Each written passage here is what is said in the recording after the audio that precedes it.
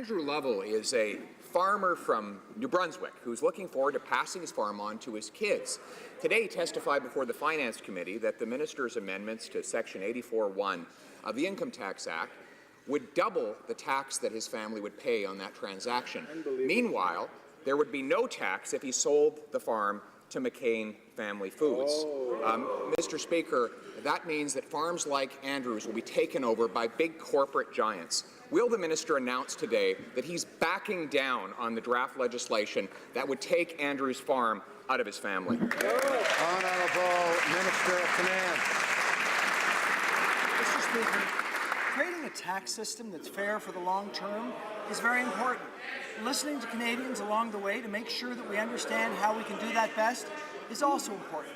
So what we're doing is we're making sure that we don't have incentives for the wealthiest not available to the middle class. What we're going to do as well is make sure that businesses that have created jobs that are within families can be transferred from one generation to the next. That's true for farmers, and that's true for all businesses. We want to make sure that they can be successful, they can pass them on in an appropriate way to the next generation, and we're going to listen to make sure that we get this right. Member for Carleton. Order. Speaker, the minister is an honourable man, but he did not answer the question of the House Leader.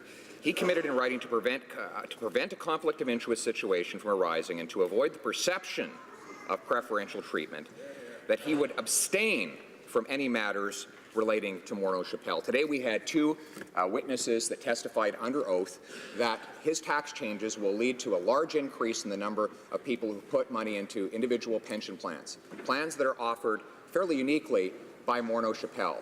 Why didn't he abstain from this conversation?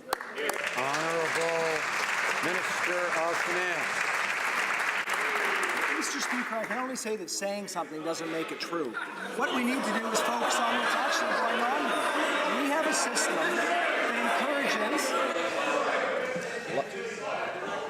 I just love the camaraderie in here.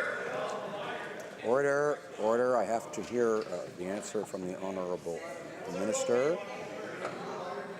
And we all have to hear it, so we can know whether if there are any rules broken. Of course, among other things, the Honourable Minister of Finance has the floor. Mr. Speaker, as I was saying, what we need to do is focus on what we're actually trying to achieve here. We are trying to make sure that for Canadians across this country, that they have a tax system that they can feel confident is actually creating the kind of opportunity that they want. And that means that it shouldn't be creating more opportunity for the richest people that can go forward and arrange their affairs in a way they get more and more advantage. Advantage is not available to the middle class. We know this is happening. We've done the work to examine this issue. And what we're going to do is make sure we get it right for the long term.